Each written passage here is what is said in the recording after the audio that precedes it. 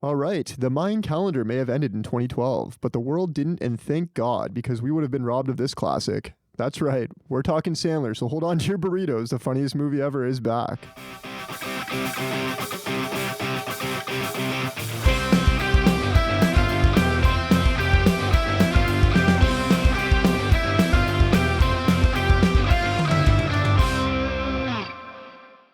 But first, chaps, how are you? What's new? And what are you watching?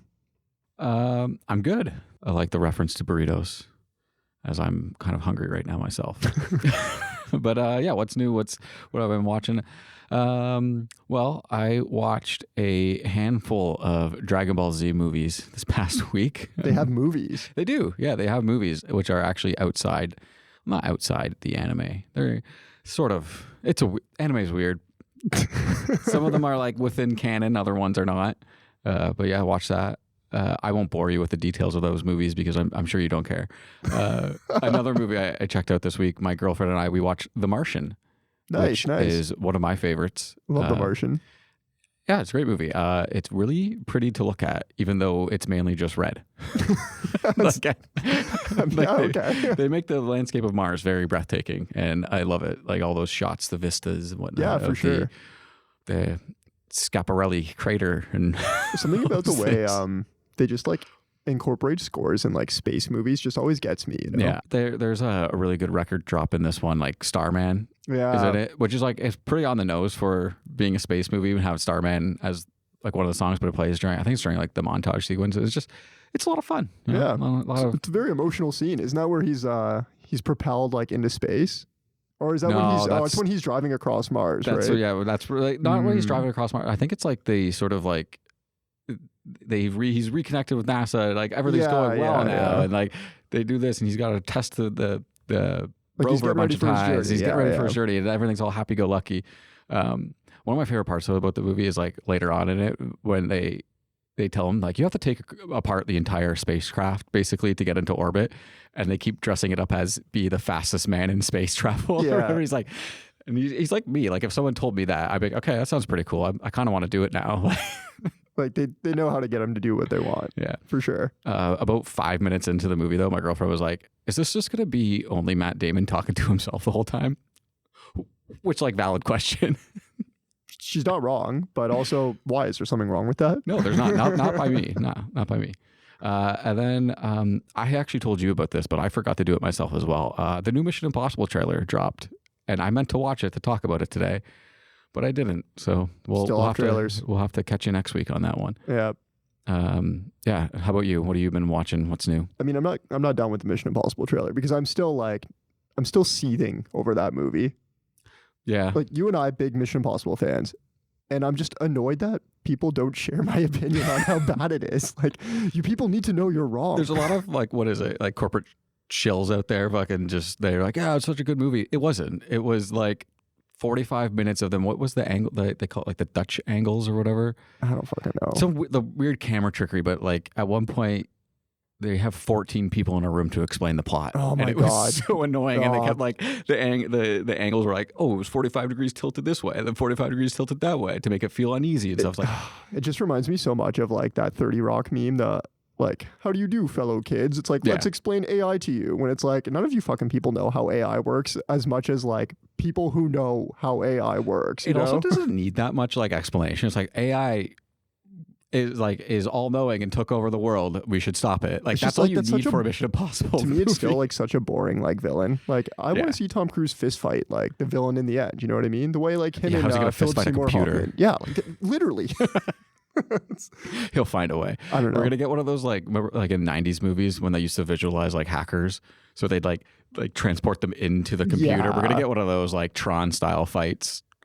I don't know. I went back and rewatched Dead Reckoning. That's what it's called? Yeah. I have a qualm with the name as well. Final Reckoning. Like, let's not repeat the last movie's title. I still don't really get it, if I'm being honest. It's the Final Reckoning, whatever the fuck that means. But no, I went back and rewatched the Dead Reckoning, and like on a second viewing, because I didn't watch it ever since like when we saw it in theaters. I was like, I'm done with this franchise. I hate it. They ruined it for me. But I watched it again, and like it wasn't that bad.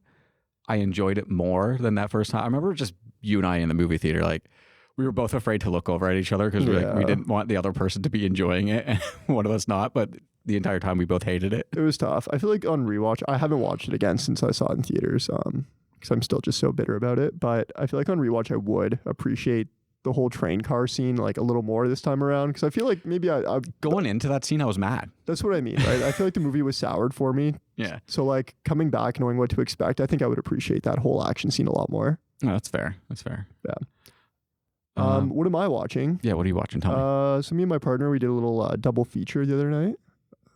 Coming of age movies. My Old Ass. Have you seen the previews for this? I have not seen My Old Ass. So this is Aubrey Plaza. It's on Amazon Prime right now. Okay.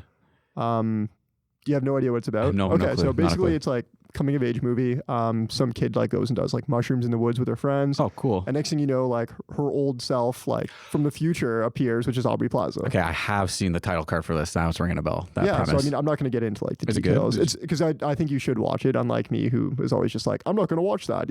No, you're like, no, it's good. You should. I go through like a lot of like scrolling through the titles. I'm like, I should watch that, and then I just immediately forget about it as I move on to the next one. This is a good one. If anything, have your partner use her like movie choice on this because like you'll enjoy it. Yeah, I should like inception her to pick this movie. Yeah. She's already landed on her movie choice, so I don't think I'll get her to change it. She wants to do the Studio Ghibli movie. Yeah, but we really enjoyed this one, so we did a double feature of another coming of age, which I had never seen, Ladybird.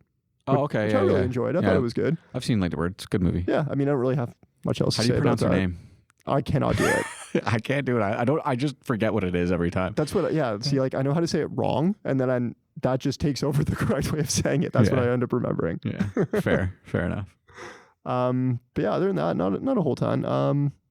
Well, I've been like making dinner and stuff. I've been throwing on like How I Met Your Mother, which I feel like is like overhated at this point. Like I've come back around where I was like really mad at it because the ending, like the Nickelback effect. Yeah, now I'm back. Just like I'm back on Nickelback. Yeah, well, no one was ever out on Nickelback. We just pretended. Like I will say, like Ted Mosby sucks. Like we all know this, but I feel like they did a really good job capturing. This is gonna sound so lame. Capturing like friendship, like in the early 2000s. Like the way they hang out at the bar and like, the jokes they make, like they're doing bits the way we do bits. It's an update on Friends is what it is. Yeah. Like, like Ted is Ross, all the what's his face is Chandler, Jason Segel, and pretty much. MPH is Joey. Like it's all the archetypes are there. Right. I guess it is like, it's like our generation's Friends. I do love when they talk about weed and they call it having a sandwich. Like that's still funny. Like really funny. I mean? Like, that still gets me. Like there's I think there's a whole scene in one of the episodes I just watched where Marshall's like super stoned and Ted moves in and Marshall thinks Ted is moving in as the dean. And then he comes back and he sees Ted with a giant hoagie and he's like, I thought you were the dean. That's a really good one. Man, you're making me want to watch it now. It's good. It holds up. I mean, it's like most shows I watch nowadays where if there's more than like 6 seasons, I just don't go past season like 3. Right. Yeah. But yeah, with that, that kind of wraps up what I've been watching. We want to take a quick break here and we'll jump into the George format. One last thing. I saw today some reviews are coming out for Gladiator 2. IGN gave it an 8. Oh. I'm pretty excited on that. I'm pretty hyped to go see Gladiator 2. How are you feeling? Are you excited to see that movie? Okay, so my question with that is I don't know scores outside of like Rotten Tomatoes or Metacritic because I don't I mean I don't really buy into them anyway, but is IGN like reputable? I don't know. IGN like is hit or miss for me. Like I trust them for video games and then sometimes even then I don't. Like you take everything with a grain of salt, but usually when IGN and other places are giving it a high score, I'm like, okay, yeah, like it's probably not going to be as disastrous as Ridley Scott's last couple movies, I hope. Yeah, okay. I mean, honestly, like I'm in. Like I'm gonna go see it, whether I like it or not has no effect on that. Like I'm into just like I wish they would make more like war epics. The other big thing going around right now too is like a lot of like scholars are mad at like the inaccuracies, and it's just like, what? Why are we doing this? I don't give a fuck. Apparently, I guess because they're doing like the naval battles in the Colosseum, which did happen. Yeah, but there's sharks, and they're like, a Roman wouldn't know what a shark is. Don't tell me that.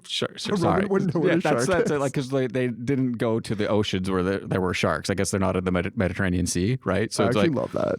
It's just like, why are people getting so uptight about like just the it's a movie. Go have fun. Like it's who not cares? it's based on not real people already. Like like I'm sorry to tell you, but General Maximus was not a real person. Wait, what?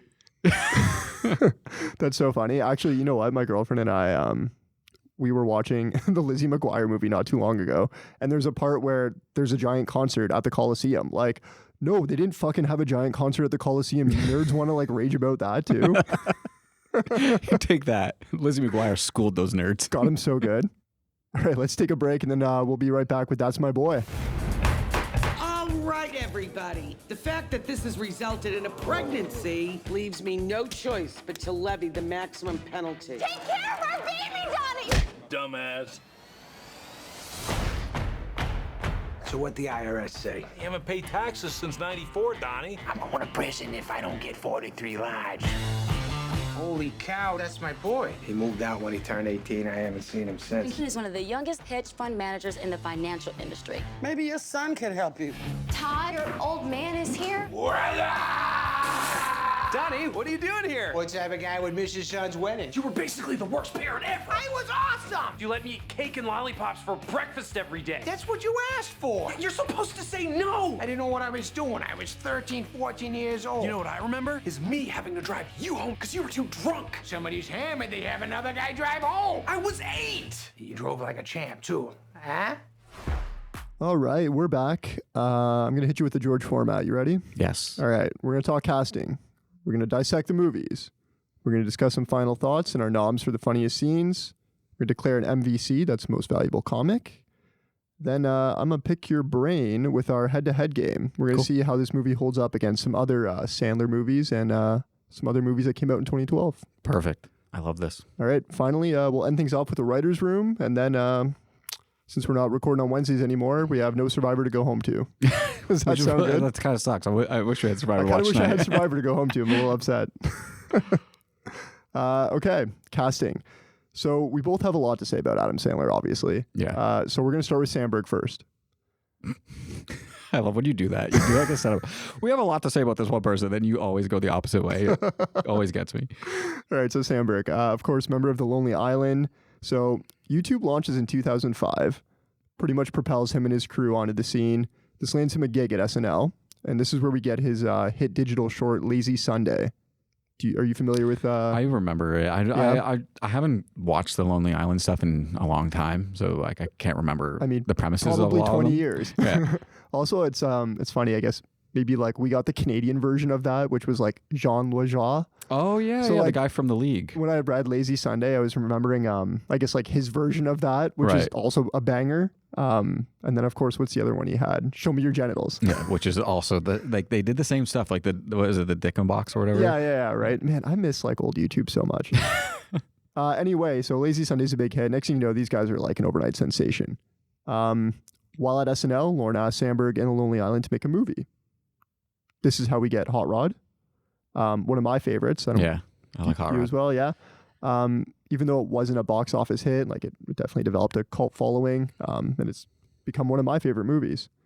So, other movies and TV shows he's been in since his departure and from SNL in 2012 include Brooklyn Nine-Nine, massive hit, Pop Star, Never Stopping, which came out in 2016. Such a good title. Great title. And, of course, Palm Springs in 2020. Yep. Those are that's all he's been done. I feel like those are just some like big Those hits. are the hits. He's been in sorry, like a ton of stuff. Like whether it's like he's got cameos in a lot of our favorite movies. Like what's it called? I Love You, Man. I Love You, Man. Yeah. That's really weird that you. I know. you caught that even I know though exactly what you're talking about. Right away. Don't worry about it. I got you. Yeah. I mean, honestly, like I'm a massive like Samberg fan. And I feel like at the time I definitely didn't appreciate him in the moment. It's going back and like I've been listening to his podcast a lot and Was it him and his crew that did the OC? It spoof? is, yeah. What you say? So It's good, so right? fucking funny. Just like, I don't know, the way they captured that era. Like if you ever want to go back and, you feel nostalgic for the early 2000s, just watch a bunch of those clips because it just sums it up so well. Like everything from like the clothing to like the cell phones. Nailed it. It's good stuff. It's good stuff all okay. around. You ready for Sandler? Yeah, let's talk about the Sandman. Okay. We're going to try and do the Sandman here without getting too far into the weeds. So, Sandler begins his career on SNL in 1990 after a few small roles in TV shows and performing stand-up. Now, instead of going deep into his filmography, I really want to explore this one with you because I bet you had no idea this existed. I want to talk about these small roles because I was unfamiliar with his work prior to SNL. I knew stand-up, but I didn't know he had cameos elsewhere. So according to his IMDb, he did 4 episodes of The Cosby Show. I had no idea. Yeah. This next role is the one I want to discuss. So in 1990, Sandler was in a TV movie called The Dog Police. What? Which was also starring Jeremy Piven. So I'm going to hit you here with the log line for Dog Police. Yeah. A trio of dogs in trench coats are actually policemen. You lost me right away. I was hoping that's what it was, but also at the same time in my head I was like, it can't be. There's no way it's gonna be actual dogs. It's gonna be like they're actual cops with dogs as their partners. So a trio of dogs in trench coats. That's so ridiculous. Like, are they on top of each other? Yeah, like are they doing the classic Little Rascals? Like, or are they just each individually in their own trench coat? I'm gonna try one more time. A trio of dogs in trench coats are actually policemen. When an emergency call comes in, the dogs must spring into action and solve the crime. How many episodes did this run for? I don't know. There's like very limited information. I need to find some footage of this thing. This sounds whack. So good, right? Okay. I do want to talk about his hits for a second too, because this run from 94 to like 2005 is incredible. Yeah. Billy Madison in 95, Happy Gilmore in 96, Wedding Singer and Waterboy in 98, Big Daddy 99, Little Nicky 2000, Mr. Deeds 2002, 51st Dates 2004, Longest Yard 2005, and finally Click in 2006 to wrap up a decade of bangers. Yeah. Yeah. What out of that bunch, which one was the first one you were introduced to? Like which one, like how did you first figure out who Sandler was? Like how did he come into your life? I want to say the first Sandler movie I saw was Waterboy. And Right. I'm pretty sure it's because I was at a friend's house and I want to say like the parents maybe were watching it. And I walked in when you get to see Vicky Valentine's boobs. And I was like, oh shit. You're like, I'm 12. This is, yeah, this is tight. And you just don't forget things like that. That's fair. Yeah, that's a formative moment in your young life. What was your introduction? Were we at the same friend's house? Did we? Yeah, that friend was actually I'm you. trying to remember, like between Billy Madison, Happy Gilmore, and Waterboy. It's one of those 3 that were the first, and it's probably more Happy Gilmore is the one that I remember the most. And I think it was just because it was on TV so much back in the day. Like, yeah, my for dad sure, watched it a lot. My brother was super into it, so I think that's where I first got introduced to Adam Sandler was through Happy Gilmore. I mean, really, there's no wrong answer here. Like, again, this is a decade of bangers. Yeah. So let's talk about the real slippage that comes afterwards. No. The not so bangers. No. So we got Chuck and Larry, You Don't Mess with the Zohan, Funny People, Grown Ups, and Just Go With It. So I think Grown Ups is like the outlier in that group because I love Grown Ups. I think Grown Ups is great. People don't love Grown Ups. Well, the people are wrong. It's the same kind of people who are like, oh, he just makes movies with his friends and they go hang out. Yeah, that's the dream. Yeah, what's wrong with that? Like, there's nothing wrong with that. Also, Just Go With It's pretty funny too, isn't it? That's the one where they go to Hawaii. Yeah, Hawaii. Yeah. And what's his face? Is in that? What is his name? Nick Short. Yeah, he's in like all of them. He's funny though. He plays the sheep herder or sheep. I am a sheep salesman or something like that. He is. He herd sheep. Yeah, he's so funny. Very good. So not a great run. Then we get this movie in 2012, That's My Boy, which at the time I kind of saw it as like a return to like his stupid, I guess, trashier, for lack of a better word. Did the what's the one where he plays himself and his sister? Jack and Jill. Did that come out before this? Before That's My Boy? Because I think that was the rock bottom for him. I'm not sure. I purposely left it off the list because we just don't talk about that. Yeah, exactly. One. That one was rock bottom for him. But I also want to ask, like, in your list, did any of the more dramatic movies make it? Because he do a couple. I'm only counting comedies. Yeah, because he did a couple throughout the years. That were, like really Punch good. Drunk Love is really good. Yeah. Yep. Meyerowitz Stories really good too. Yeah. But no, I left out the fair. The good movies. No, I was just the Oscar bait. Yeah, I mean, like, let's just talk here. Like, give me your general thoughts on this movie, right? Because, like, again, at the time when it came out, personally, I did not like this. Like, I thought this was fucking stupid. Yeah, I think I was probably in the same boat. I don't know if did we see this in theaters together? And like, we might have. This is so long ago, But I do remember having like a memory of like seeing this with you or with our friends or something like that. And like, we just weren't digging it, weren't liking it like at the time. I don't know. I specifically remember being excited for this movie coming out because it was kind of, I think, marketed as like, oh, it's a return to like old Sandler, because he had put out a few stinkers before. He was getting into some like dramatic roles at the time too. Yeah. And this was being sold as like, no, like he still got it. You know? He's back. But what I do want to point out though is, in hindsight, I don't think it's like his old movies at all, because his old movies have like, you know, some like wholesomeness to them, right? Like Happy Gilmore, Mr. Deeds especially. I guess Mr. Deeds is a remake. Wedding Singer. Mr. Deeds is a remake? Yeah, it is. Jeez, blow my mind. But this is like, this is raunchy. Yeah, like, this movie is not wholesome. His sense of humor isn't typically this raunchy, right? Yeah, I guess like his sense of humor is like just like almost like high school boys. Like that's his sense of humor. That's why that's a really good way of pointing it out. Like I think of, you know, if I want to sum up like his humor in the 90s, I think of the scene in Billy Madison where, you know, he lights a bag of dog shit on fire. And he knocks on shit hands. poo. Exactly, right? Like that's the sense of humor. Whereas this is like, we're talking incest, we're talking like banging the grandma, like the amount of times like jizz and cum are like referenced, you know? Yeah, a lot of that. I feel like though for you, this movie came back around because you talk about this movie quite a lot often nowadays. Oh, it's fully come back around for me. So, like I said, I did not care for it. I'm fully back in. I wanted to ask you, like, how many times do you think you've seen this movie now that you? I'm not ashamed to admit, this is my favorite Sandler movie, not named Billy Madison or Happy Gilmore. I've seen this movie countless amounts of times. Like if it's like 12:30 a.m. and I'm like looking to throw something on before I fall asleep, like this is the movie I put on.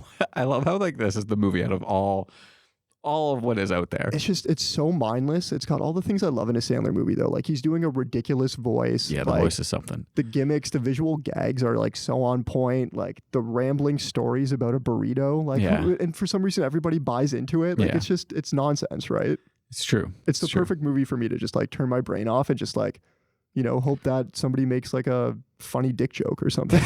I love that this is your good night movie. This is the movie that calms your mind and lets you sleep at night.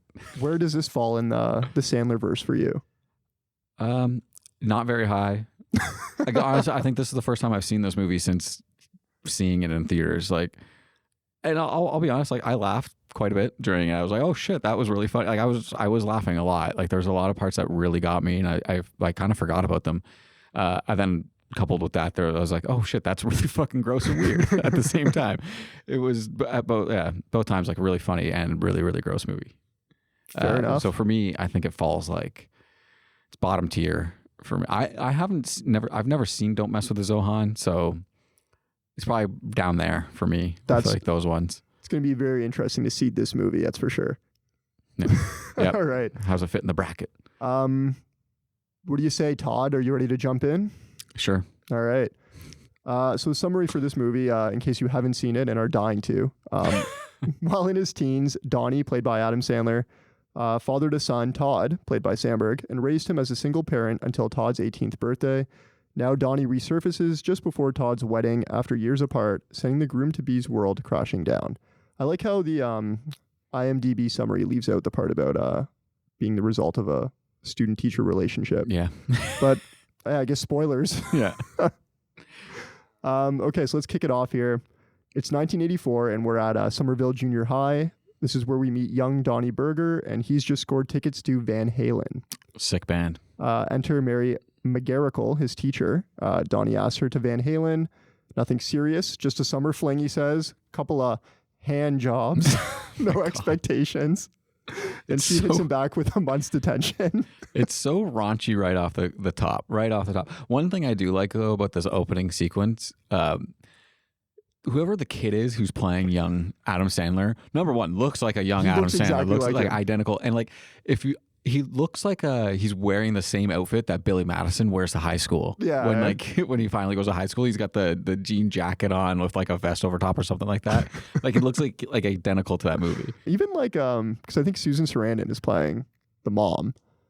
And this actress looks just like her too, like a good young version. Like the casting did a really good job. Oh, like you're talking about like the older version? Yeah, they did. Yeah. So detention, this is where shit goes down. So Miss McGarrigle calls out Donnie's crush. She eats his fucking gum, which sounds like a metaphor, but really it happens, and it's gross. She fully seduces him and pulls him away, leaving the camera to pan to his little dork-ass friend, Andy Samberg, which... That wasn't Andy Samberg. Isn't it? No, because that's his friend. His kid is... Oh, that's right. Yeah, you're right. His kid is Andy Samberg.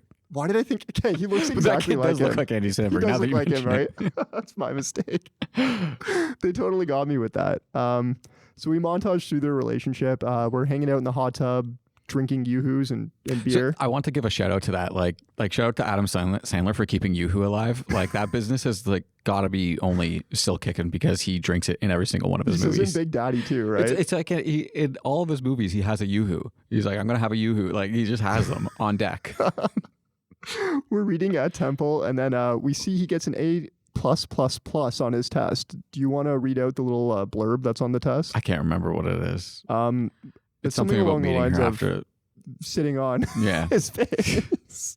All of this is like completely offside, though. It's so bad. Finally, during an 8th grade election, we get the big reveal. The curtain is literally pulled, and we see Donnie and Miss McGarrigle going at it. Donnie wanders onto the stage, and the crowd goes fucking wild for him. Yeah. Yeah, they do. Everyone's cheering for him.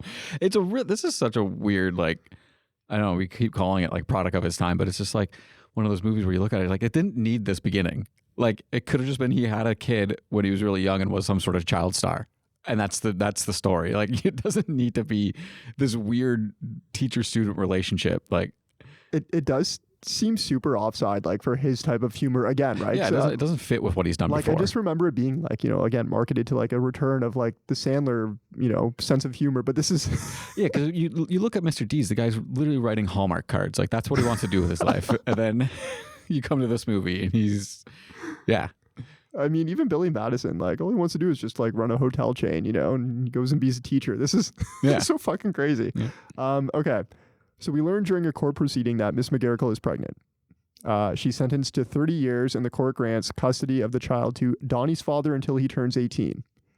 That seems like just a bad idea by the courts off the top. Like you're going to give this... I mean, what else do they do with the kid, right? Find a loving home for him so he doesn't grow up needing to carry around emergency underwear. his safety underwear. So we wrap up our introduction here with a time jump to Rush's limelight. And we learn that Donnie is actually a wicked awesome kid. So because I wanted you to enjoy the movie, I wrote down a couple news headlines and such for you. So we see the red carpets being rolled out. He's like on the cover of Teen Beat magazine. He's on talk shows. He sells TV movie rights for $100,000, and it becomes the highest rated TV movie of 1989. Is that where he got? Because I sort of lost the thread here of like where he got all his money from. Was that it? That's it. He just got $100,000 and that's all he lived off of. I think it's pretty much like just selling the rights and such to his life, doing the talk shows and that, right? Yeah, like showing up, doing appearances. Exactly. I just want to pause on this one, the TV movie rights, because this part made me laugh. I think it's all like music, right? And then you just get Donnie Berger's voice. I'm wicked famous and I got a wicked big schlong. Yeah, that's it. And then finally, he's in the news for buying around for everybody in Boston Garden. He's burning through the money. Yes. Right? Very quickly. I have to imagine this is literally what would happen if you gave somebody this amount of money at the age of like 13. Oh yeah, if you gave me $100,000 at 15, I'd be doing stupid shit too. It's amazing, right? You know what? Like, I think back after like watching this movie, and I'm like, we were probably a little too hard on Justin Bieber. That's a good one. Okay, so let's skip ahead. We're in present time here. Enter Sandman. So he's meeting his lawyer accountant for some reason, who's played by Rex Ryan. We're learning Donnie's... That's who that is. I was like, who is this guy? I just can't imagine. This is his bookie, by the way. This isn't his lawyer. It's his like accountant / lawyer. No, I'm quite positive this is his bookie. I'm pretty sure it's his lawyer, because I think when I looked up I was like, this is Rex Ryan, right? I think he's casted as lawyer or credited as lawyer. Well, because he gives him later those odds on the marathon runner. Say he was a good lawyer. Yeah. Well, I was like, when the scene was happening, so I was trying to figure out, like, what does this guy do? Is this like his manager, his agent? I was like, oh no, this is his bookie. He just goes and hangs out and gets legal advice from his bookie, which like makes a lot of sense to me. I have to know how this conversation goes down to get Rex Ryan to play in this role. Like, I don't know. He's an interesting dude. He was also on The Amazing Race. That's right, he was. For any Amazing Race fans out there. Okay, so Rex Ryan tells him that he owes 3 years worth of taxes, which amounts to $43,000. Otherwise, he has to go to prison for 3 years. Yeah. To which Sandler responds with, I thought they would taken them out. Yeah. I thought they did that automatically. Which, like, America, why don't you do that? I guess it's like, it happens here for us. Yeah. Unless you're like a contractor or something like that. Literally everywhere else in the world. So Rex Ryan says he's got a hot tip on a long shot that just might come in. Tubby Took, fat guy. Oh my God. He's going to run the marathon and the odds are 8,000 to 1. And he really sells it because he's convinced. He goes, I think this guy is going to win, Donnie. I really do. Yeah. He's got a good shot. So what's he do? He puts like a 20 down on it. Which I need to bring this up. So Donnie puts $20 on him. He admits he has $28 to his name. Just put the fucking $28 on. What are you doing, man? Like, this is like when you have your Bet365 account open and you're like, just put whatever's left in it. Yeah, that's going on a parlay. Like, that's it makes me howl because he needs all the money that he can get, right? What is the remaining $8 to him? But also, like, with our friends, like, who are all super proud of and are doing super well, if they hear this bet, like, they're not putting $20 down, like, they're putting like $50 to $100 down. Yeah, we're looking for change, see how high we can get that first bet down on. 100%. Like, this is how this goes in our group chat. Like, one person's like, yo, I got a hot tip, like $20 on this fat guy. And then next thing you know, we're all pooling together. Like, oh, okay, how much money should we pool together? Talking about PJs before the races even started. So good. Sandler, though, comes to his senses and says that he can't count on fat guy. So Rex brings up Sandler's son. This is where we first hear Donnie Burger's son's name. Possibly the coolest name of all time. Yep. Han Solo Burger. Hansi. Coolest name in the fucking world, right? I love that later on when he does finally meet the mom. Like, she calls him Hansi too. So like, she was fully bought in on the name of Han Solo. It's so good. Anyway, Sandler gives us the juice here. He says him and Han Solo Burger, they don't talk. We get the vibe that like Sandler thinks the Han Solo Burger doesn't want him to find him. Yeah. Skip ahead. We finally get to meet Andy Samberg as Han Solo Burger. So we learn here that Samberg and Jamie are getting married. Jamie played by Leighton Meester. Jamie is showing off their feature in the news, but Samberg is more concerned with their announcement, leading to Sandler finding them. Oh, yes. This scene tells us like all we need to know about Samberg's character, right? Like, he's playing the straight guy. He's like an uptight Xanax popping dork, I guess. Yeah, he's got like 4 pill bottles that he grabs on his way out the door or something like that. Right, and his partner's like obviously like way too fucking hot for him. Like, she's a socialite. We get the gist here, right? Yeah. What doesn't she also call out? Like, don't forget your emergency underwear. Like, she says that. Yeah, like, she's right. like, he's like, don't worry, I got it right here. It's yeah, like, okay, it. This guy's been through some shit. There was a really good bit here though, where Jamie shows him the announcement, and he goes, "I look like a ventriloquist," and that's actually spot on. It's a good one. Okay, so we're back at the strip club with Sandler. I want to call out the name here because I don't know if you saw it. I wrote it down as well. I didn't catch it until like near the end of the movie, but as soon as I did, I was like, oh shit, that's really funny. Classy Ride Bacon and Legs 24-hour omelet bar. Yeah, there you go. What does he say? Doesn't he say they've got the best Texas omelet or something like that? So I'm going to go through this scene quickly and then we'll talk bits because there's quite a few good ones here. Yeah.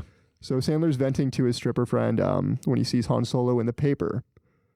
And he does say the name of the movie. That's my boy. Yeah. Yeah. He says it several times throughout this whole movie. He does. It's so good. I should have kept a running count for how many times he does say that's my boy. So we learn here that Han Solo has changed his name to Todd Peterson. He is now one of the youngest hedge fund managers in the industry. He was orphaned at the age of 9 when both of his parents died in a horrible explosion. Yes. Okay. So we get the gist of what's about to go down here, right? Like, the scene has been set. Samberg is a big success with a lot of money, and Sandler needs money. Let's talk bits. Yeah. What did you like here first? I have a couple written down. What did I like here first, or what did I like here the most? Sure. Well, hit me with whatever you got. Okay, well, first of all, strippers crushing breakfast while she's on the pole. This is a good bit, because it's like, no, not only is she just like eating bacon and eggs while like dancing on the pole, but then she has to get the glass of milk and also dump it all over her face. That's a good one. I'm going to let you do the Nick Swartzen part because I know you're fucking dying too. Yeah. Whenever Nick Swartzen's in a movie, like he always plays these weird, like, because he was in Blades of Glory, which we did a couple weeks back. Yeah. And it was also like a weirdo, stalkerish type character, which he's playing again. It might be the same guy. Like it might be crossover universes, but he goes, "My face is your toilet."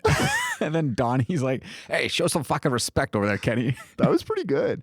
It's not even like the funny quips he comes up with. It's just his initial reaction where he's like, "Holy fuck, what the hell happened to her?" Yeah. Or the next one that I really like is the one girl comes out and she's got like, something must have happened to her neck because she's got the whole mechanical stuff. Like she's got like a brace, like, and like I guess like it's drilled into her head, and it's the Regina George brace. Yeah, exactly, the Regina George brace. And then the guy comes over the PA and says, "Looking hot and ignoring doctor's orders. It's so and so."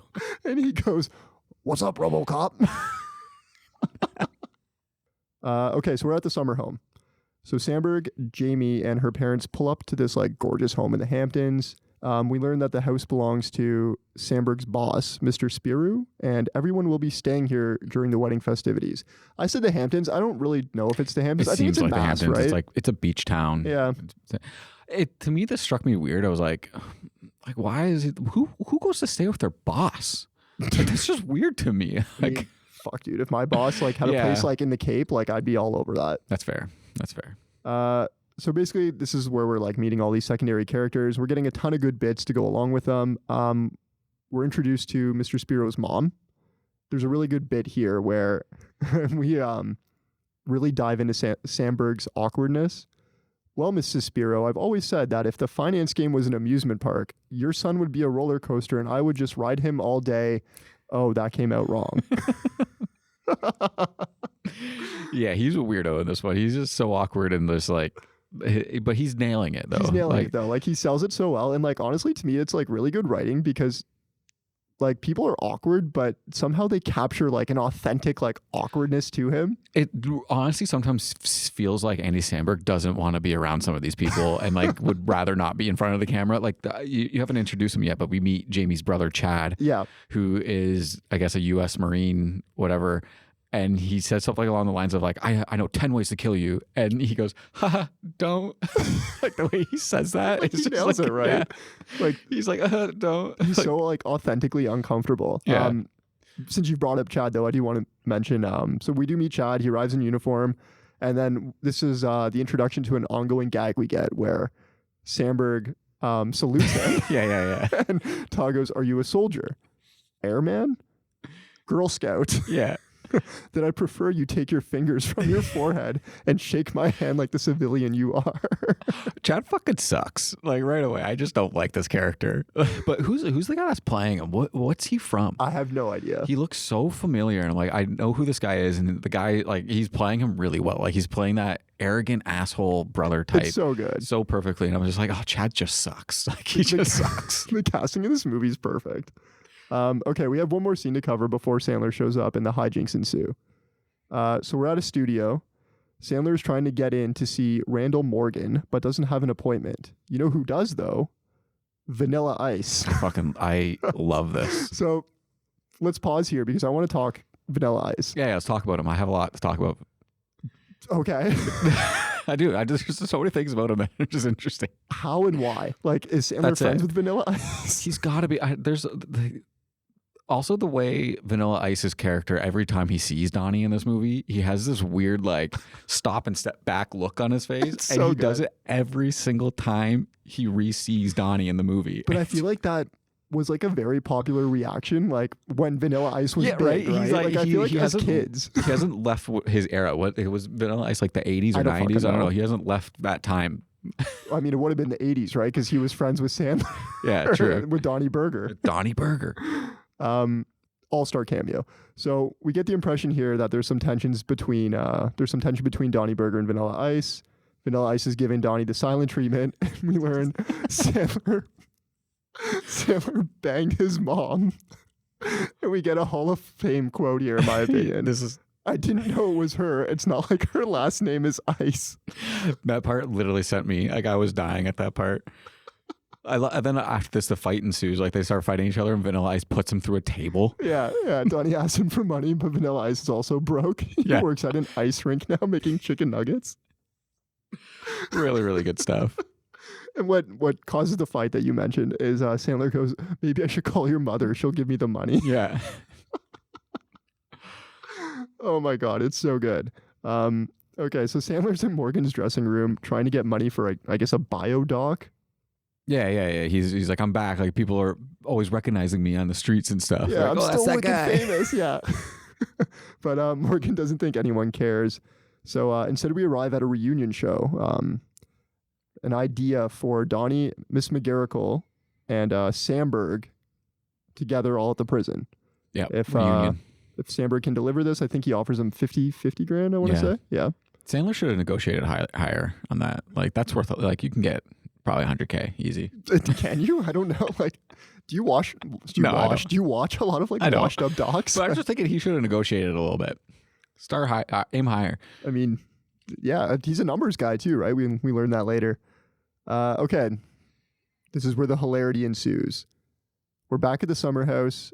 Todd makes up this whole story about Sandler being his best friend who saved his life after he dropped a burrito on the train tracks. Right. This eventually leads us into Sandler and Samberg stepping aside and going at each other for the first time. It's here that Sandler also drops that Miss McGarrigle is sick and that's why he's here. So I've set the scene for, next couple like 5 to 10 minutes here. Let's talk bits because there's a slew of them crammed into like this 5 minutes here. Yeah, this is Donnie showed up at the beach house basically, and one of my favorite bits, he brings him a book. He brings him a gift, a wedding gift, and it's How to Screw in the Dark. and you just when she opens it up, it's literally just a flashlight and a screwdriver.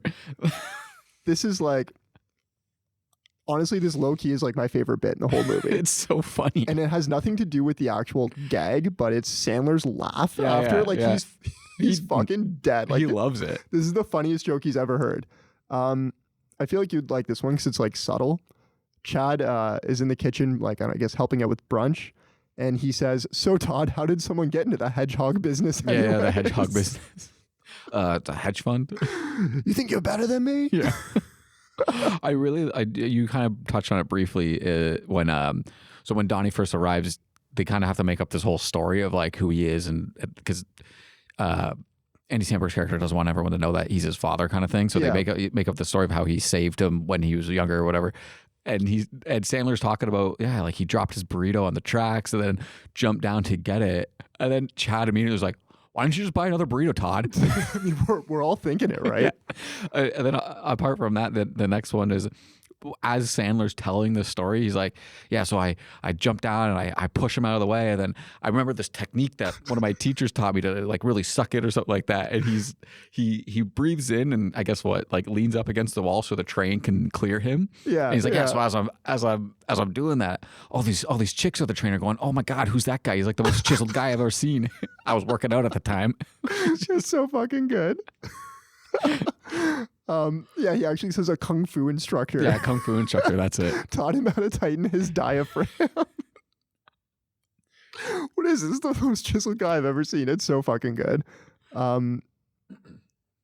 Sandler salutes Chad when he first gets there. Yeah. And Chad gives it right back. Yeah, Samberg's anxiously waiting like, oh no, you don't do that. And then he fucking does it right back.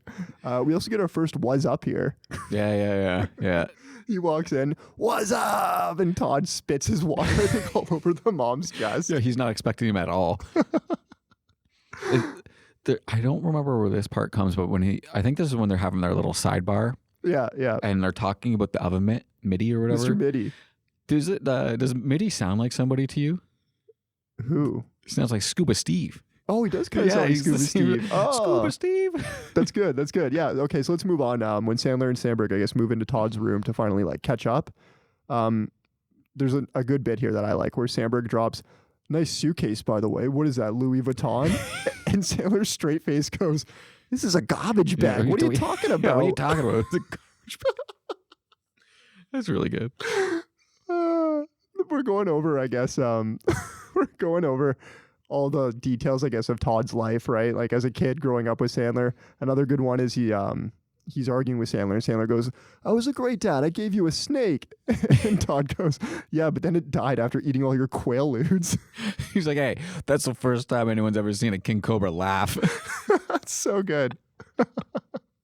Okay, I think we covered all 5 minutes worth of bits. Is it in this scene too? Like, I feel like as soon as he gets in the house, he's already pulling beers out of like hiding places. They're everywhere. They're like, it's like he's been here and planted the beers before. The fucking product placement too. Like all of the beers are either like Budweiser or Rolling Rock. Yeah, I was gonna ask you, did you count how many different beers he had? Because I think he pulls one out of his Louis Vuitton garbage bag. Yeah, and it's like a big king can, like Natty Ice or something. Yeah, like for sure. There's so much product placement in this movie. I think that's like all of his movies, though, right? Yeah.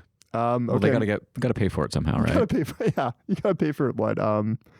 Kevin James. Yeah, for all his friends that come out and stay at this beach house. Right. Okay, so let's move on to the garden party here. I'm gonna set the scene for you here. Sandler is introduced to everyone. He's a huge hit. He's expanding on the burrito story. I think this is where we get the all the chicks are looking at me, and you're like, oh my god, it's like the most chiseled guy ever. We eventually get to Will Forte's speech, only for it to end with Sandler replacing him as the best man. So basically, we have Sandler wandering around, I guess, the garden party here. He's in a red tee with a striped tie, white blazer, and shorts. So basically what you wore to our best friend's wedding last summer. Yes.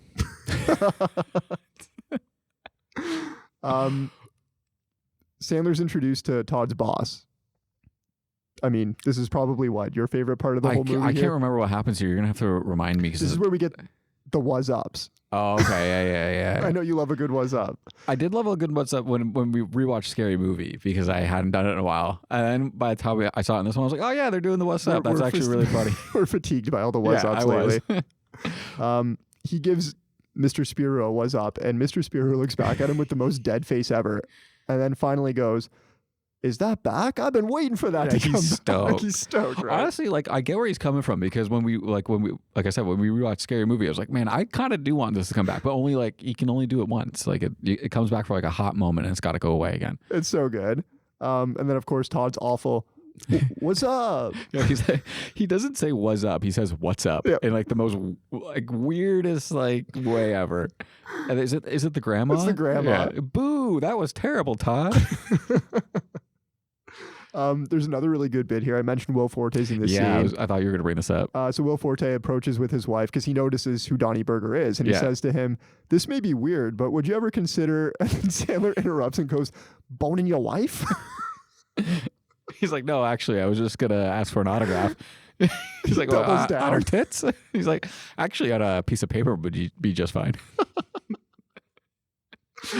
So we hit the toast and everything. After the toast, we get this wicked scene here, and I have to imagine this was just like an excuse for the cast and crew to go play baseball, because we move on to like a replica of Fenway Park. Yeah, they're playing literally a replica of Fenway Park.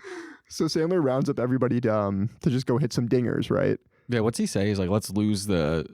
He has a line. He says, let's lose the size or something and hit some dingers. Hit some dingers, yeah.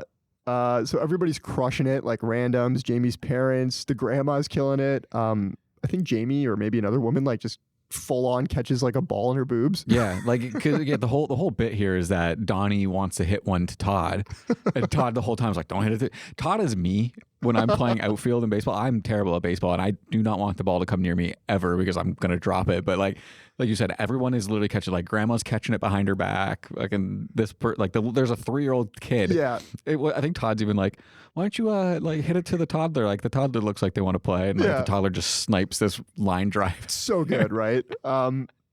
This will never not be funny to me. Like this is one of my favorite parts. It's Todd's turn, right? Yeah. The visual of someone just getting fucking wrecked, like whether it's nuts, like whether it's in the gut or whether it's in the throat. For me, this is like an interesting placement because I was trying to think, when's the last time I saw someone get hit in the throat with something? Because it's really fucking funny. And like he sells the shit out of it too. Like he's on the air, he's gasping, he's like Dude, flailing around. Ball line drives him in the Adam's apple, just like crushes him. Like, and then the noise he makes is like, ugh! Like his body just flailing around on the ground. Yeah. It's so good. And then of course to just like put salt in the wound, the 5-year-old kid like walks over and just whips the ball to home. Yeah, because I wrote this down because I really liked it. Like as Samberg's like on the ground, like writhing in pain, basically almost dying. Donnie's back at home plate. He's like, "Come on, kid! Like, we need a ball to play. Let's get it going." And then the little 3-year-old walks over and like beams it in, and he goes, "Oh, on a rope! Holy fuck!" Yeah. the way he just says these lines. You're actually pretty good at the voice. Before we move on from this whole baseball scene, I want to ask you, like, for me, this is like a underutilized trope in movies that I actually really love. It's the impromptu sports game in movies. So you get this. There's another version of this in Meet the Parents where they play water polo, that's true. and you get this spike by the volleyball. Yeah, water volleyball, that's right, water polo, whatever it was. And then I was trying to think of other examples, and I was like, maybe my theory's kind of falling apart because I landed on Twilight when they threw the baseball scene. Right, but then sure. I thought of another one, Four Brothers, when they have the hockey game. Oh, that's true. The Thanksgiving Day hockey game, and like it's just Mark Wahlberg and his friends laying the body on all these unsuspecting people. Yeah, Wahlberg's like skating around in a Red Wings jersey, I think. Yeah, so I was just trying to think of other like impromptu sports games That's in interesting. movies because they end up giving you some fun stuff, I think. I never thought about that, but yeah, this entire scene is gold, Oh, right? it's great. Like him getting hit in the throat is like easily top 5 in this movie. Oh yeah, I agree. 100%. Honestly, like it might be top 5 of somebody getting hurt, period. Like obviously excluding the Jackass movies. Yeah. Okay, so let's skip ahead to later that night. Sandler hears Jamie and Todd arguing in the bathroom. He sees Jamie leave and he sneaks in, pretending to be Jamie. Yeah. Finally, Todd comes out of the shower. He steps out and we see he's in his bathing suit. And even better, we get a glimpse of his tattoo. Oh man, I forgot about the tattoo. The tattoo's so good. There's a lot of good visual gags in this movie. The New Kids on the Block. It's New Kids on the Block, and their heads are fucking whopped. Yeah, they're all. He's like, yeah, because you made me get it when I was 5. I grew my body, morphed it. This is like another example where Sandler's reaction to me is actually funnier than the gag. Yeah, because again, like he loses his shit. Like it's also so random of a tattoo. It's like why the new? I guess like the New Kids on the Block were hot with their one single back then. Yeah, right. Well, I don't know. The right stuff. I just have to think that like his reaction is just so authentic that even though he knows it's coming, like he didn't get to see the tattoo. That's what I like to think too. Yeah, they're like he's like they came up with the idea. He's like, oh, this is gonna be great, and like they never showed it to him until the day of. Like that's because I think that honestly that's how you would get the best reaction out of him. But then even it's better, genuine. Him going, oh my god. Even better, he reveals his tattoo. Yeah, it's a Fantasy Island tattoo of tattoo, and he's quoting Dipplane, Dipplane. It's like, come on, I got a tattoo of tattoo. A tattoo of tattoo. So for some reason, this brings them into a tickle fight, leading us to a showdown of some wrestling between Chad and Todd. So Chad, for some reason, strips down to his underwear, and Donnie looks at him and goes, "I gotta start doing some crunches or something." Does he? He also knocks him out with the bottle in this scene, right? He does. Yeah. There's a lot of great like people getting hit over the head with a bottle sequences in this movie, and like the noise it makes is just flawless. I love it. Like, yeah, it's so good. Yeah, Chad's like beating the shit out of Todd, and Donnie just sneaks up, and I think it's like a bottle of Jägermeister. Yeah, it's some kind of liquor bottle. Oh, it's so good. And then I think it's like literally the next scene, Jamie's just kind of like, oh, that's weird. Like he's never passed out from drinking before. Yeah, I don't know. One minute he was with us, the next he's flat on his face. Okay, so this next scene, I went back and forth on whether or not to include, but ultimately I decided I'm going to just because it might make you uncomfortable. So here we go. I probably didn't write anything down for this. What is it? So Sandler walks out of the bathroom. He's got a stack of tissues and some lotion. All right, I know what it is. He's flipping through some magazines and he lands on a picture of Hillary Clinton. But decides, oh, if only I wasn't partying with Bill. He opts for a picture of someone else to crank down to. Yeah, grandma. It's grandma. Do you have any thoughts? It's just again another like weird raunchy scene. It's just If you're into that kind of humor, sure. I mean, honestly, I wasn't, but now I kind of am. You are the kind of guy that's a sucker for like repeated watches on stuff. Like, I am, like if they do it enough times, you're gonna come around on the bit. It's true, and it's so funny. I wrote down some like funny lines too that he's saying while he's cranking down, like because in the stupid Donnie Burger voice, I can take you to the speakeasy and we can do the naked Charleston. He goes, oh, what's this? Old lady grandma wants in on the action too? Oh, why do I like it better? Old-timey bathing suit? It's a great follow-up too, because they have her come in the next morning to clean up all the tissues, right? Yeah. And watching Samberg, like, I guess, pick up the tissues, but they're stuck to his hand. Great visual gag. Yeah, and then it turns out at the end, like, grandma knew the whole time. Yeah. Yeah. If he's really sick, he probably shouldn't be masturbating so much. Yeah. So good. Okay. We're at the church, and here we're introduced to Father McNally. Typical like Catholic Irish priest, I guess. Is this James Caan? I don't know. Is it? It's the guy from Elf, right? Yeah, isn't that James Caan? I think it is. Yeah, he's playing Irish priest father guy, hard ass. Sure. Yeah. Nails it though. Like he's got the look and everything. I fully bought in. Yeah. So he has to start with the father of the groom, and this is where Samberg tells him about the explosion. The father apologizes, and Samberg tells him, "No, it's okay. He deserved it." And the father takes offense to that. This kicks off a wild fucking fist fight between the two, right? Yeah, the father fucking decks him. He fucking crushes him. Yeah. I think there's a line said like the father had to retire from boxing because he killed a guy in the ring or something like that. Like, it's like one of the like just like a sidebar conversation happening. Yeah, he literally says, we find out he actually killed a guy in the ring, and that's why he becomes a priest. Yeah. He's fucking jacked. Yeah, he like, good, if that's James Caan, good for him, man. A good line that gets me is Samberg, I think, gets up close to him, and what kicks off this whole fight is he goes, "I'm sorry, I couldn't pay attention because all I could smell was the shit on your breath." Yeah. And this is like where Todd decides to stand up for himself for the first time against this father who's killed a man in the ring. It's so good. Of course, Donnie Burger has to step in, and we get another bottle bonk. Yeah, bottle bonk. That's good. I like that. Another bottle bonk. I think right here is when I started questioning, like, okay, what's with these bottles? How come like they're not breaking? You just got to know how to hit it right. Yeah. So everybody's pissed off at Samberg, but Donnie comes to the rescue with a story about Todd's dad. We get some good quotes here. For example, he was a Jedi with the ladies. That's wicked good with the ladies. We get the whole story here about a squirrel eating his scrotum. I don't know if you remember this part. Yeah, I remember I can't remember it. Samberg straight up I can still picture the squirrel and the tiny piece of scrotum dangling from his mouth. Now that I think about it, like, this is pretty raunchy for Samberg too. There's a lot of raunchiness in this movie. It's just is that good or bad? I mean, I guess it depends on your sense of humor, right? Yeah, I think so. Yeah. Okay, so we're back at the Hamptons house, the Cape Cod house, whatever you want to call it. Cape Cod. Now that Todd and Jamie have been kicked out of the church, they decide to have the wedding in the backyard. We learn here that Will Forte has arranged a special evening for the boys, Todd's bachelor party. Cut to a men's spa. This is not going to do it. This is not going to gel with Donnie Burger, that's for sure. What's he say at the spa? He's like, "You fucked us, buddy." Yeah. I told you to do the accent good, and now you're just going to keep nailing it.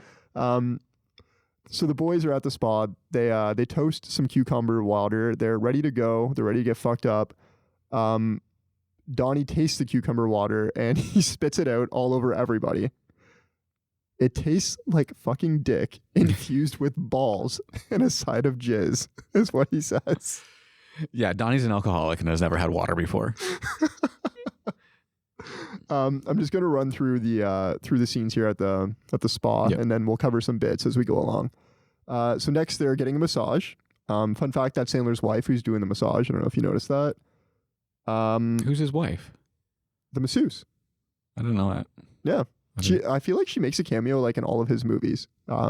I'm pretty sure this like is news to me. I'm gonna have to look her up because I don't even know what she looks like. I have no idea who she is. Yeah, I feel like she shows up in a lot of his movies. I think she was like an actress, and that's how they Catherine met. Hahn in this part as well. Isn't that who that is? I don't think it is Catherine Hahn, but like whoever it is doing a great Catherine Hahn impression. So he's getting a massage. Finally, they're getting a pedicure. Everyone's in like the robes and face masks, and we move down the line and we see Sandler's flipping off the masseuse. Yeah. So some good bits here. We have like a pan bit, which I always love, where Donnie Burger's trying to get the masseuse, who may or may not be Catherine Hahn, to jerk him off. Sorry, it's not. It's his wife to jerk him off. And then we pan to the side to see that everybody is in the same room also getting massaged. Yeah. And I think it's Samberg who goes, well, were you just going to get like a happy ending in front of all of us? And he looks at her and he goes, am I? She goes, like, no. Absolutely not. Will Forte, great visual gag. He's like so offended. He gets up and like storms off and he's got like just the tube sock on his dick. And of course, I mean, him just sitting there giving the guy who's supposed to be giving him a pedicure like the middle finger, like hilarious. Yeah. Finally, like Sandler has had enough and like completely melts down, and he's like, "We gotta get the fuck out of here!" Like, completely ruined the night for my boy. He wants to have a bachelor party. He wants a real bachelor party. Yeah. Nobody knows bachelor party like Donnie Burger, right? Yeah, exactly. So he's had enough. He decides to take over. This brings us to the strip club where the boys get fucking trashed. Todd meets Bree, who is stripper's daughter. And the rest of the boys, other than Sandler and Samberg, are they're going to depart after the strip club. Yeah. So let's talk scenes here. Memorable moments, good bits. I didn't write a whole lot of stuff down here. This was like, I watched this movie in 2 parts, so I was like kind of like falling a bit asleep near the end. That's why I turned it off. I was like, okay, I gotta go to bed. I'll finish it tomorrow. So I kind of missed a lot of the stuff that was happening at the strip club. I do just remember Will Forte's character getting a BJ outside. I mean, for the most part, it's pretty much just a montage. What's he say though? He's like, I shouldn't be doing this. He's like, I didn't say stop. Yeah. Like it's pretty much just a montage of like Sandler like doing tequila shots to that one song from like 2012. Like, yeah. 100%. I don't know who does it. If I had to guess, like some like LMFAO type band. Yeah. Okay, so the boys go home. This is where the real party starts, right? They go to get V here, right? They do, yeah. Vanilla Ice. You call him V? Yeah. Uncle Vanny. Uncle Vanny. Sandler and Samberg head to the ice rink to grab Vanilla Ice, aka Uncle Vanny. I do love that Samberg like didn't realize that Uncle Vanny was Vanilla Ice until just now. Like that's a really good bit to me. They invent something that I wish I could like continue on in my life, the nugget pocket. Oh, nugget pocket would be amazing. It's the smartest thing I've seen in a movie in a long time, the nugget pocket. And it works out perfectly because at the end of the night, he's like, "You're just making me hungry." And Sandler's like, "Check your pockets." Yeah, check your pockets. There's fucking nuggets.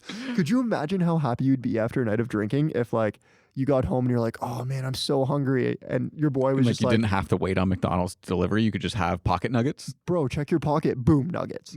I guess I wouldn't mind because I don't care for sauce, but the disappointing thing is, what do you do with the sauce?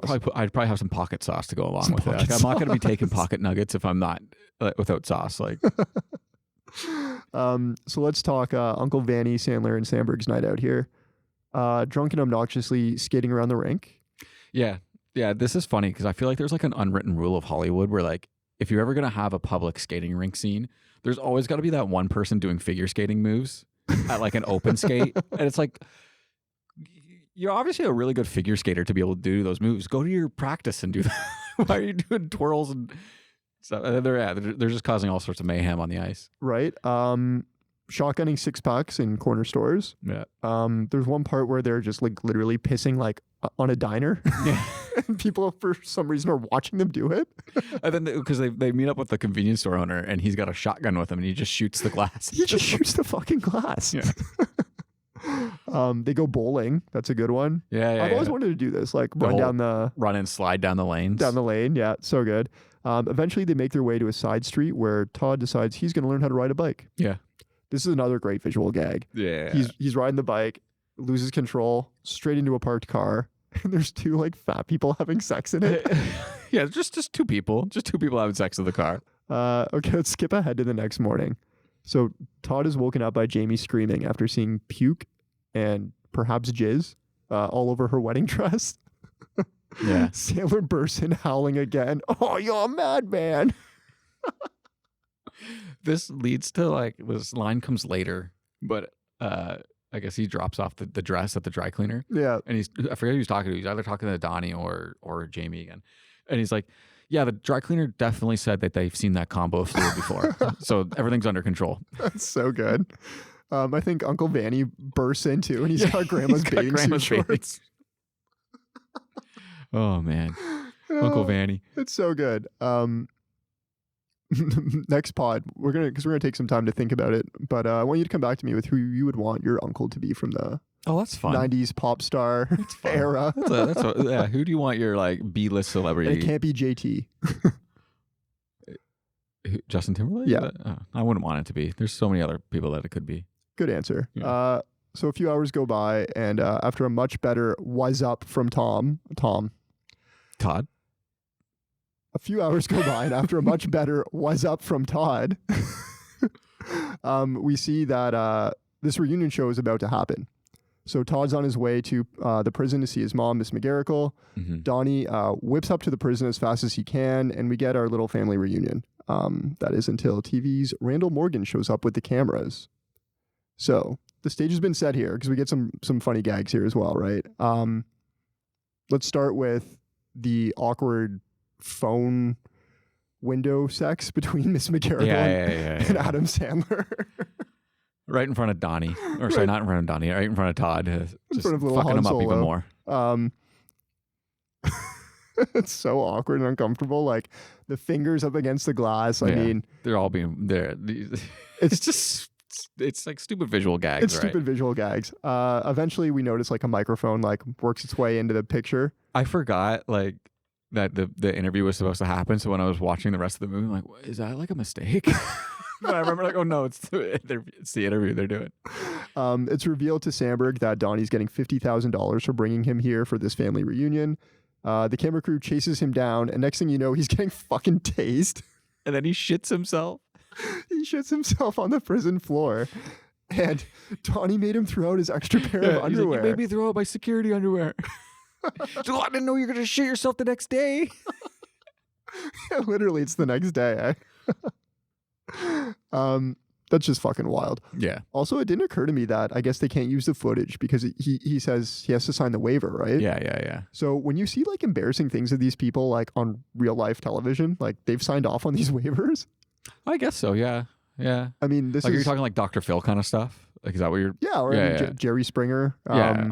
They have to sign cops. waivers. How does cops work? Are those like real life people? I don't know. That's a good question. This is like when wrestling was ruined for me as a kid. I'm like, wait, are the people getting tackled in cops not real? Needless to say, things at the moment are fucked. Donnie heads back to the house to pack up his shit. This is where he overhears Jamie on the phone with Steve, who we assume is Mr. Spirou. He's thinking what we're all thinking, like Jamie's got to be having an affair, right? Yeah. So later that day, we're at the rehearsal dinner, and we get a good under the radar joke here from Todd's boss. Mr. Spiro's announcing he's made up his mind for his new partner, and he says, to all of our surprise, he says Phil, which is Will Forte, right? Yeah. And Phil's like he's so excited. Him and his wife are like having a little celebration, only for Mr. Spiro to laugh in his face and say, "No, it's not Phil. I'd never pick you." Yeah, just like, of course not. Obviously, it's Todd. Obviously, it's Todd. So Sandler shows up here and he's ready to blow the lid off this popsicle stand.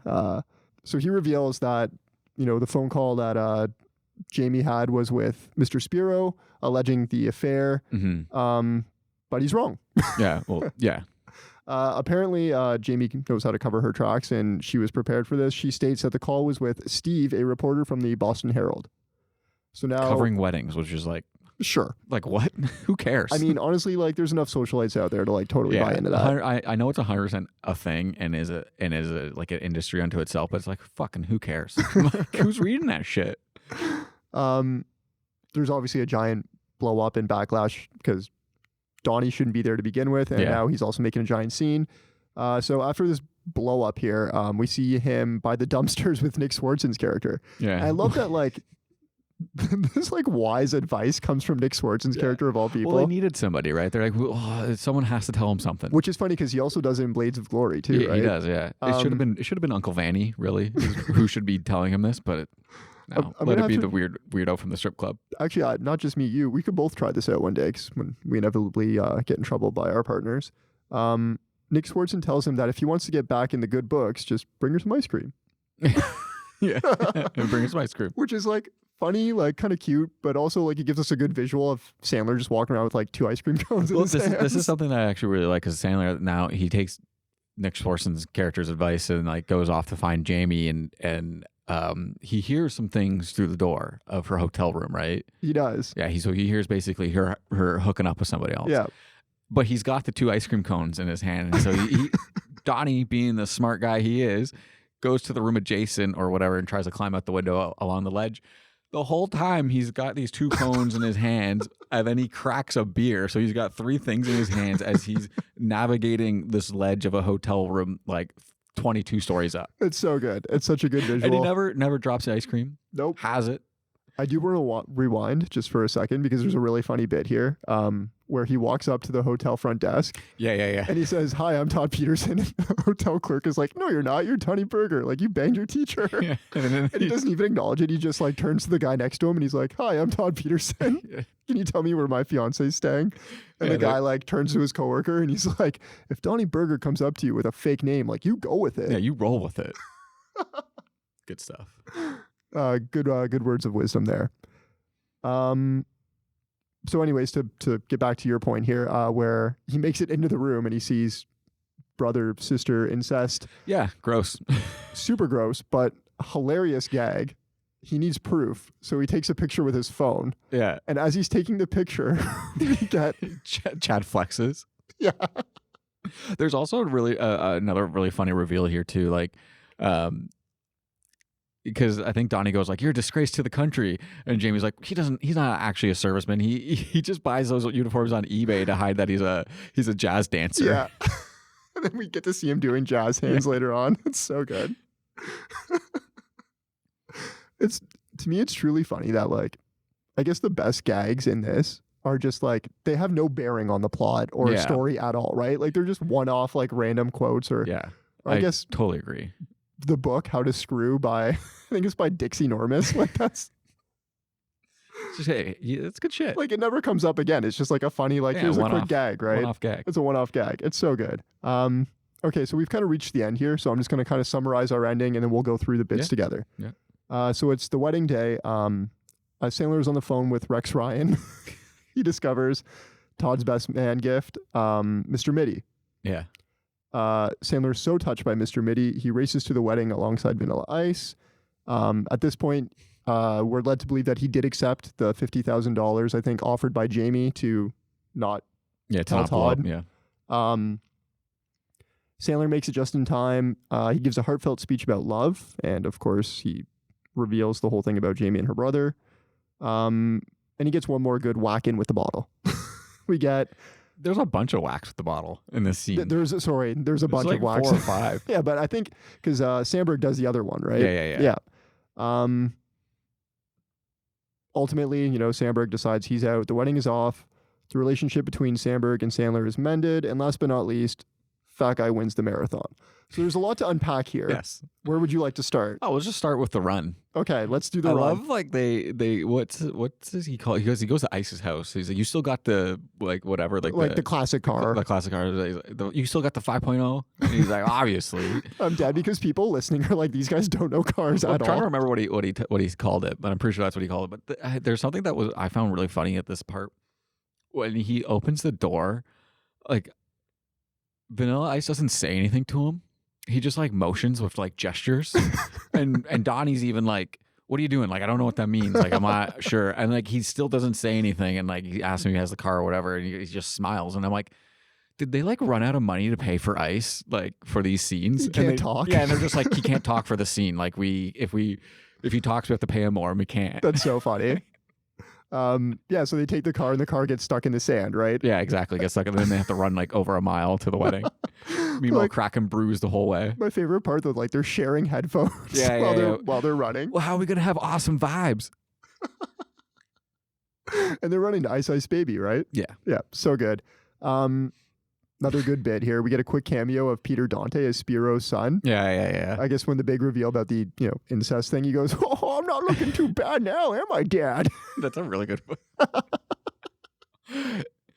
Who is that guy? Like, is his name actually Peter Dante? His name's Peter Dante. Yeah, 'cause that's his name in every movie, right? Dante. It's so good. Like you said, we get multiple bottle wax. All the bottle wax. Bottle wax. We get that bit of Chad on the beach dancing. Yeah. Like he's like practicing his routines. So good. There's a little head fake too we get where I guess Jamie whispers into Samberg's ear. Yeah. And Samberg's like, "Oh, well, that's not too bad." And Adam Sandler's like, "He didn't tell her. She didn't tell him. She didn't tell him." He does it again. And then he's like, "Okay, now she told him." All right, she told him. Yeah. and then Samberg reveals it all to the crowd waiting. Yeah, so good. Let's talk like end scene here because I was stoked that we actually got to watch Fat Guy run the marathon. Yeah, what does Rex Ryan call him in the beginning? He says he's nimble. Says he's quick on his feet or something like that. He's got speed, and he did. He had the last bit of energy for a speed boost there at the end. He even falls down and gets back up and still wins. I need to know. I can't remember his name. It is Tubby Took. Tubby Took, Fat Guy. Sure. Yeah. Hey, he's a marathon winner. But it's funny because he falls down. He gets the big thing of chocolate milk. And then at the That'll replenish him. Yeah, he's yelling at the TV. And then at the end, we see he's got the one guy picked up. He's just carrying him across the finish. Or no, he's across the finish line. He's carrying him afterwards, though. Yeah. I guess the runner-up. All great visual gags. And again, I'm just like stoked we actually got to see him run the race. Yeah, it's great. It's really funny because like 4 seconds before this, like Donnie's like, Todd offers to pay the taxes so he doesn't have to go to jail. And Donnie's like, you know what? No, I'm gonna live with my choices and like I'm gonna pay the consequences or whatever like that. And then Rex Ryan busts in the door. He's like, Donnie, you gotta see it. And immediately Donnie forgets about that. He's just gonna deal with the consequences and go to jail. He immediately is stoked that it was $160K. I was gonna say it's even better because it's not just like the 43 grand he needs, the 43 large. I'm in the hole for 43 large. He comes out like way ahead. Yeah. Amazing. Good for him. So good. Okay. Final thoughts. Hit me. I think it's I don't know. Like when you strip back some of the weirdness of the whole like teacher-student relationship and the brother-sister incest stuff, there's a lot of funny bits going on in this movie that were like had me laughing for sure. There is. And I mean, we're how many episodes in out of this season?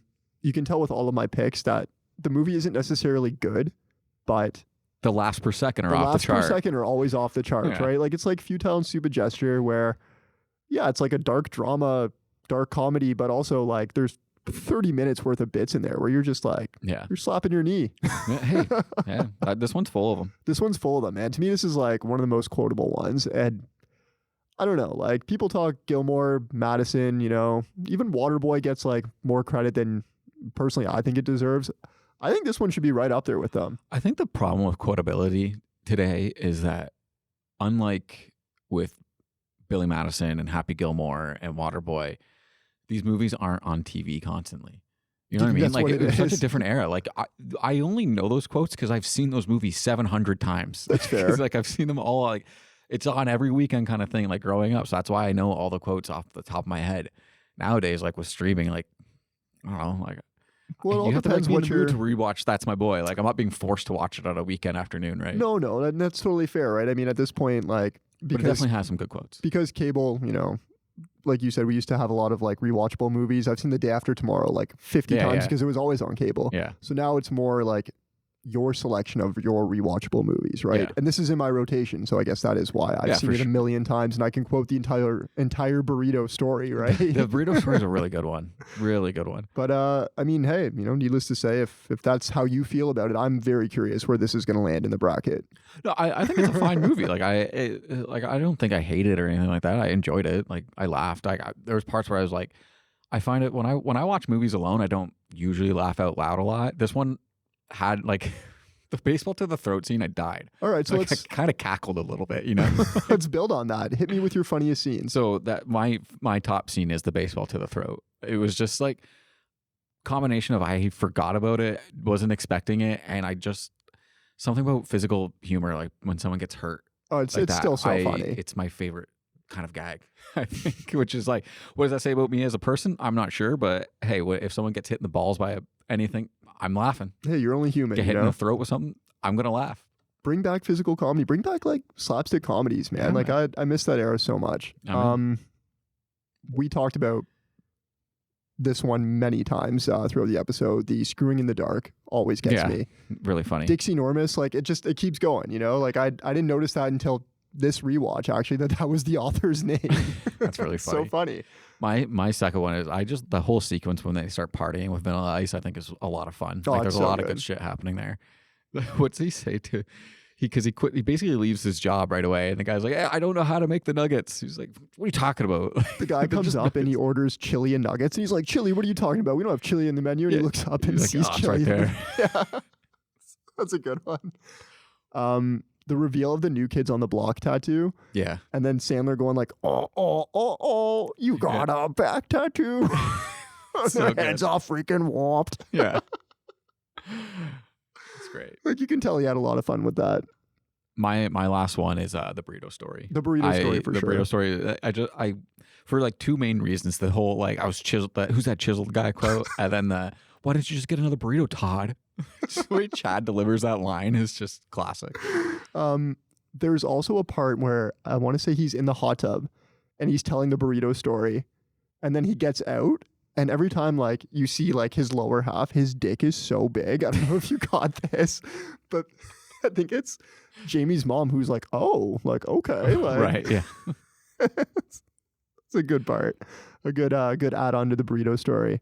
I mean, we have to do MVC, but I think it's pretty obvious. Like, it's obvious who it is. It's Adam Sandler. It's got to be Sandler, but I think it's in the same vein as like when we did Blades of Glory, right? Where Samberg, you need him. You need him the same way you needed John Heater in Blades of Glory. Like, I think Samberg does more than John Heater did in Blades of Glory. Like, I think Samberg's doing a lot more behind the scenes here. Like, you know what I mean? Like the way he's playing the awkward role is just like, there's so much more to it than John Heater's version, really. Like, John Heater's is really just like a one trick pony. No, for sure. He gives Samberg's got layers. He's got layers. He's got layers, donkey. Yeah. Like an onion. Samberg definitely gives Sandler more to work with than Heater gave Will Ferrell. But I also just think that, I mean, at the end of the day, Samberg's a better actor in every capacity too, right? Yeah. I like Dark Horse nomination, Vanilla Ice as MVC.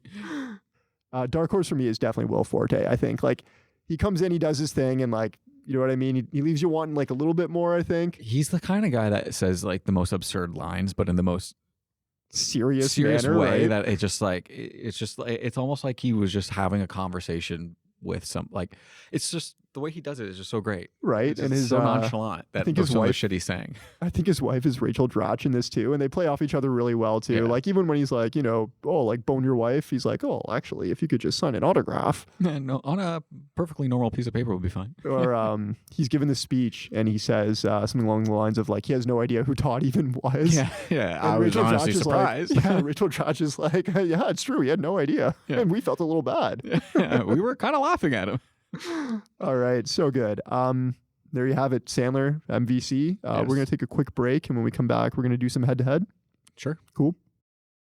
All right, we're back. I'm going to hit you with head-to-head. Are you ready? I am ready. Okay, let's start with some Sandler films. Obviously not the classics, because we're well aware those are way funnier. Let's start with Little Nicky. I like Little Nicky a lot more than this movie. We really like Little Nicky. People do not like Little Nicky. I'm a big Little Nicky fan. I don't know. That's so odd to me why people don't like Little Nicky. There's so much to love about that movie. There is, but there's so much to hate. No, there isn't. No, there's not. I mean, I haven't seen it in a couple of years, so maybe there is. If you don't like his voices, like that is the wrong fucking movie for you. That's me before my brother Cassius hit me in the face with a shovel. All right. Anger Management. I like Anger Management better. Do you? Yeah. Okay. This one with Jack Nicholson. Yeah. I'm working on my Jack Nicholson. That's pretty fucking good. That's my George Costanza working on his Jack Nicholson. Have you seen Blended? I haven't seen Blended. No? Okay. Have you seen Murder Mystery? I think I've seen one of them. I've seen like Because there's two. There is two. I've only seen one of them. I don't know if it was the first one or the second one. It's probably the first one. The second one's not very I good. think I've seen the second one, to be honest with you. Is that the one with the race car driver? Maybe it wasn't that one then. I don't know. I think my girlfriend and I watched it at her parents' trailer or something like that. Hubie Halloween. I like Hubie Halloween. I enjoyed it. I laughed at it. I don't know if it's better than this movie, though, because I haven't seen it in a while. It's probably less offensive than this movie. Maybe it's actually more offensive. I don't know. Sure. Okay, I'm going to get you some 2012 movies here. This is 40. Better. The Watch. Yeah, better. Really? Yeah, I like The Watch. Oh, I'm a fan of The Watch. You have no love for this, eh? No, it's not that I don't love this movie. I think there's just a lot more better movies. American Reunion. I don't know if I have seen Reunion, but I can't remember it enough to say. I think this one's probably funnier. Okay. And then the last two, you're going to say they're obviously funnier than this movie, but I'll mention them because they came out in 2012. Ted. Yeah, 100%. 21 Jump Street. 100%. There we go. Yes. Okay, so I think this movie does not stack up that well against any of the movies I really pitched you, but again, we'll see where it falls in the bracket. I'm excited. And I will be skewing that seed because I'm a huge fan of this movie. So that's your number one right there. That's my number one right there. That's my boy, number one. I mean, I might have to. We'll see how the rest of the season shakes out. Okay, are you ready for a writer's room? I am. Who you want me to go first? Or are you going first? Yours are typically better than mine, so I will go first so we can end the pod on a good note. How's that? Sure. Okay, cool. You gave me Tom Hanks. Yep. You said I could cast his partner. Well, you got to say it was a buddy cop, and you can cast his partner. Yeah. Buddy cop. I'm getting to the genre, which is buddy cop. Well, you can't say cast his partner first without knowing what it is. Sure I can. Okay. Because people listened to the last episode. Did they? And you said Tom Hanks lives in a tiny home. Yeah. Tiny okay. home. Tom Hanks is a seasoned cop. He's divorced up to his eyeballs in alimony and child support. Oh, shit. He's been working on his own for a while now after his partner of 20 years decided to call it quits and retire. One day, Hanks is called into the captain's office, and with that, he meets his new partner, the young baby-faced Timothy Chalamet. Oh, my God. Timothy. Timothy Chalamet. Timothy Champagne. Since we're doing a buddy cop movie, and I'm already kind of like leaning into tropes here, why not fully lean in? Chalamet is enthused, he's loose with the rules, and has a taste for danger. Oh, cool. Hanks is by the books, obviously. He knows his way is the best because that's the way he's been doing it. And he considers himself quite the successful seasoned vet. It seems like these two are never going to get along. That is until one day, Chalamet decides to extend an olive branch and have Hanks over for dinner. Hanks begrudgingly accepts. So Hanks is driving over to Chalamet's and he pulls into the lot and realizes, hey, Chalamet lives in a tiny home. He's taken aback. When Chalamet comes out and greets Hanks, Hanks says, you live in a tiny home. To which Chalamet responds, it's not tiny for me. It wouldn't be because he's just a small fella. Thank you. That is the joke. This is when Hanks confesses to Chalamet that he also lives in a tiny home since it's all he can now afford. Thus, their friendship and partnership grows. I love this. This was all pretty much just like a way I could do a bit about Timothy Chalamet being short. Yeah. No, hey, you landed it. It worked for me. I haven't really worked out any finer details other than that, but this is where a movie is going to kick off, so I would assume this is like the first 8 minutes. Yeah. First 8 minutes, he goes over to Timothy Chalamet's tiny home. Yeah. I like the idea that their tiny homes are not in the same area. They're not in the same area. Because you would expect where you find one tiny home, there's probably another tiny home. See, I didn't. Is that are they true? like trailer parks? Is that? I don't really know. That's Tiny why I home. just referred to it as he pulled into the lot. I don't know how tiny homes work. I just assume it's like somebody's backyard. Yeah.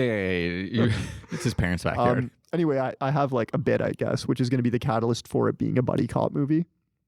While they're having dinner, a truck is backing into Chalamet's lot. The door is nailed shut, and the house is lifted onto a flatbed. Oh, shit. They steal him. They steal the tiny home. Is he inside of with it? them inside, yeah. Okay. That's the bit. I like this. It's like kind of like a whole like ring of like instead of like a car theft ring, it's like a tiny home theft ring. That's literally what I was going for. Thank you. That's great. Yeah, there's no more GTA. Now it's like... Yeah, we're stealing homes. We're stealing homes. All right, that's what I got. Amazing. I love that. Alrighty, so for mine this week, you gave me Anna Kendrick, a dark comedy, and a floppy disk was the item. I believe it was a noir. Sure. They are different. When I Googled it, it said dark comedy. So if you tell me the differences, I would like to know that now. Basically, it's just in black and white. Oh, okay. Yeah, this can be black and white. No problem. Okay, so Anna Kendrick plays Rue, who is this like 30-something professional who has been estranged from her parents for a number of years. Because it's dark comedy, so you got to have that aspect in there. Turns out they tragically died when she was a teenager, and she never got a chance to make up with them. So that's sort of like the dark. That's stuff. the dark aspect. I guess. So one day while cleaning up the family home, she finds a floppy disk labeled "To Rue from Mom and Dad." Oh, except it's fucking 2024, and no one's got a floppy disk drive for her to run this thing on and see what's on it. Makes sense. So she sets out to find someone who can help her. That's when she meets this guy who runs an old electronics store, and they get closer and closer, and their relationship blossoms. Blah blah blah. And basically, he has to help her track down somebody who has a operating floppy disk drive to read the disk, and that's what it is. It becomes like a dark adventure comedy. Okay. Maybe the disk is like locked by a series of passwords and clues that Rue has to solve with this guy's help to access it. And obviously, she's super morbid throughout the entire movie, making like dark parent jokes, stuff like that. It's a dark comedy. I don't know. I could see her like doing that though. Yeah. That's very in line for her, like her archetype in movies. Yeah. I don't have any bits because I wrote this earlier today and didn't have time to think of any. Well, I guess we should have put mine last then, eh? Yeah, yours was a lot better and way funnier. I mean, mine feels like more like it's got like the bones of like it could be something, but there's no funniness in it yet. I find like dark comedies, you add the humor on the second right. That's fair. Sure. But like what, Jason Segel and I guess that's not a dark comedy. It's a romantic comedy. I'm forgetting Sarah Marshall. We just write it and then write the bits after. Well, his Dracula musical probably is a dark comedy. Oh my God, I'd watch the shit out of that. So good. All right, dude, what do you have for me next week? Okay, next week I want you to give me a road trip comedy starring Quinta Brunson. Okay. And let's make the thing Pocket Dials. Nice. Alrighty. That's a good one. I like that. I'm giving you Steve Carell, an action comedy, and he's a black belt in a lost martial art. Oh, a lost martial art. Something like that's been uncovered. Oh, I love that. Yeah. Okay. Next week we are doing Austin Powers, International Man of Mystery. You excited for that one? Bring it on. Yeah, I'm super excited for that one. As always, if you like this episode, share with your friends. Great. And spread the word. With that, would you like to go get some burritos? I am down. All right. All right. See you all later.